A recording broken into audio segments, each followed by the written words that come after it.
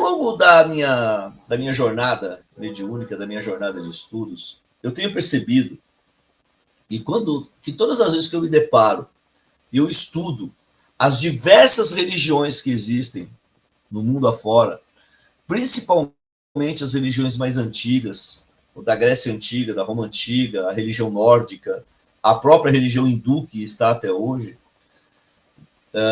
até mesmo o budismo, dentro dos seus conceitos, no shintoísmo, no taoísmo, nós vamos encontrar diversas divindades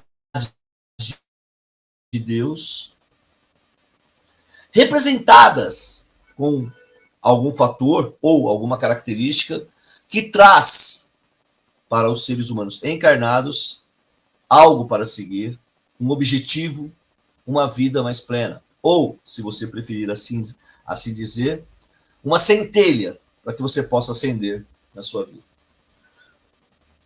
Durante toda a minha jornada, e eu continuo estudando até hoje, porque eu tenho certeza que conhecimento é a única coisa que nós levamos para a nossa vida do outro lado,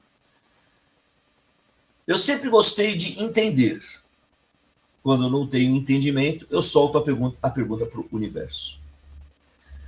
Dentro da religião nórdica, a literatura nórdica, nós temos ali Xangô, que se assemelha demais com Thor, o deus do trovão.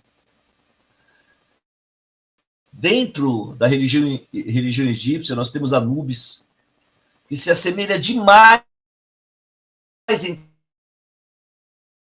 características com da tradição tupi-guarani do nosso país, quando eles cultuam Iara, se assemelha demais Iara, deusa dos rios, se assemelha demais com nossa querida Mãe Oxum. E aí nós temos, no budismo, se você for estudar o budismo, você vai ver que temos o Buda da prosperidade, o Buda da felicidade, Buda do amor, Buda da destruição, o Buda, e cada característica de um Buda se assemelha demais a um orixá, que nós conhecemos aqui. Por que eu estou dizendo isso? Porque o orixá, para mim, são representações das emanações de Deus.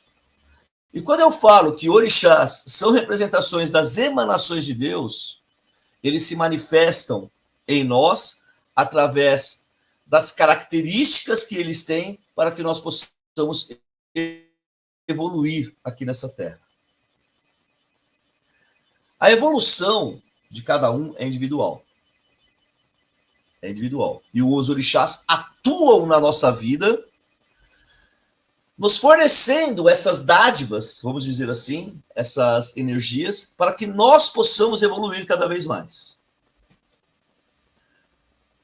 Dentro daqui do terreiro, né, dos encontros presenciais que eu tenho aqui com os médios, com alguns alunos,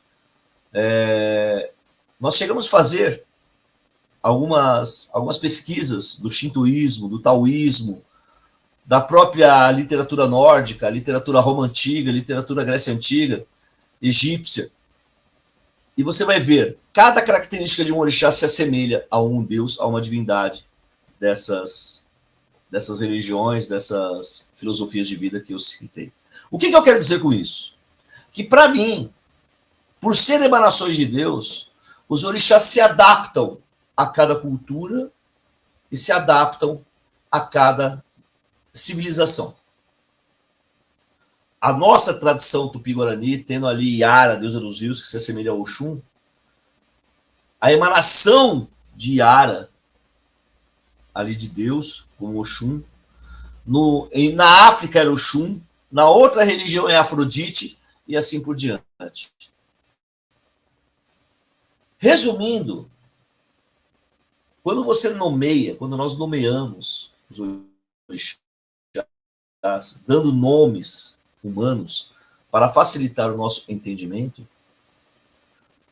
nós estamos, na realidade, limitando ou dando valor ao que nossa mente consegue entender.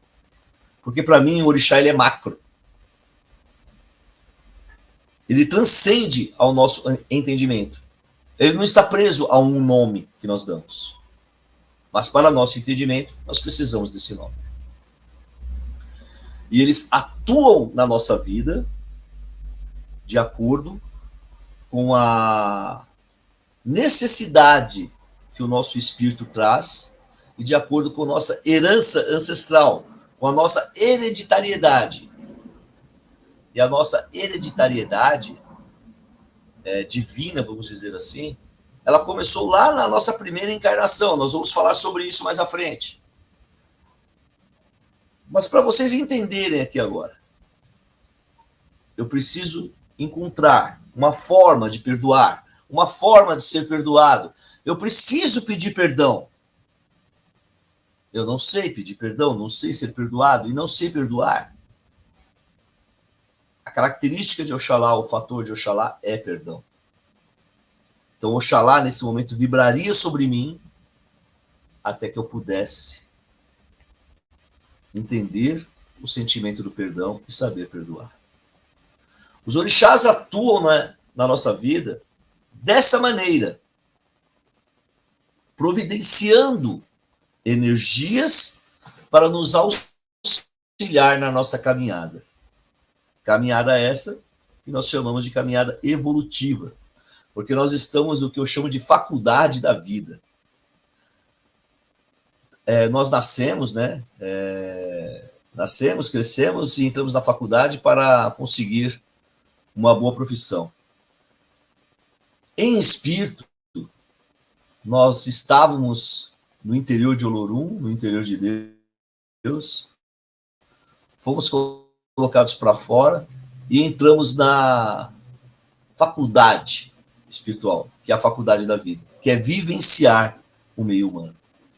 E os orixás, que são emanações de Deus, nos auxiliam com suas características, com suas características e com seus fatores, com suas bênçãos nessa nossa caminhada. E aí agora sim começa a grande pergunta. Vamos partir para outras perguntas, porque o título é Descubra os 7 orixás que você precisa conhecer para conexões mais profundas. O orixá incorpora. Dentro da Umbanda, existem muitas doutrinas que manifestam o orixá. Que manifestam os seus orixás e que trabalham com eles. Só que o orixá, gente, não dá consulta. O orixá não dá passe. O orixá é orixá. A sua presença e a sua dança já faz com que a energia se movimenta, promovendo até mesmo um descarrego no terreiro. Uma manifestação de Oxóssi no terreiro é linda, uma manifestação de Xangô, de todos os orixás é linda. Só que existem muitas doutrinas de Umbanda que não manifestam o orixá. E que dizem até que é uma heresia incorporar orixá. O orixá é o macro. E eu concordo, o orixá é o macro. Quando nós falamos de orixá ser o macro, nós estamos falando dos primordiais. Aqueles que estão muito acima do que nós entendemos. Quando nós estamos estudando os orixás, entendemos que existem os primordiais, nós vamos entender que Deus, ele se multiplica através de si mesmo e de si mesmo. Me explica melhor isso. Deus criou em si e de si. Deus gera em si e de si. Vamos pensar no limoeiro. Imagine um limoeiro. O limoeiro, Deus criou o limoeiro. O limoeiro cresceu, floresceu, a abelha veio, polinizou as flores e nasceu o limão. Com sementes. O limão foi gerado no limoeiro. O limoeiro gerou o limão.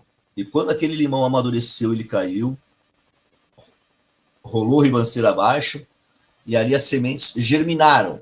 E nasceu um outro limoeiro. O limoeiro gerou em si um limão.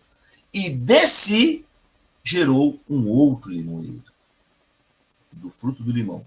A mesma coisa Deus. Gerou em si os orixás, e de si nasceram outros orixás, através da ciência do entrecruzamento dos orixás.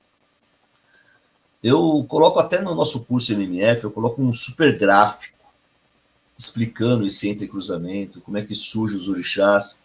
Os orixás, para mim, é uma explosão, é um Big Bang mesmo. Os primordiais foram o Big Bang, lá desde o início da nossa história. Quando Oxalá saiu do interior de Olorum, houve um Big Bang, e explodiu. E aí houve toda uma harmonização, né? O planeta estava em desequilíbrio, Xangô veio, começou a equilibrar, mas esse orixá Oxalá, esse orixá Xangô, ninguém incorpora, porque eles são um macro, é energia pura. E aí começa a ciência do entrecruzamento, ou seja, Xangô gera de si outro orixá Xangô, para tomar conta, por exemplo, das matas, para tomar conta das pedreiras, para tomar conta do mar, para tomar conta das estradas, e vai gerando. E esses orixás geram também de si outros orixás, até que chega no meio humano, não deixa de ser um orixá, porque ele é um orixá ainda.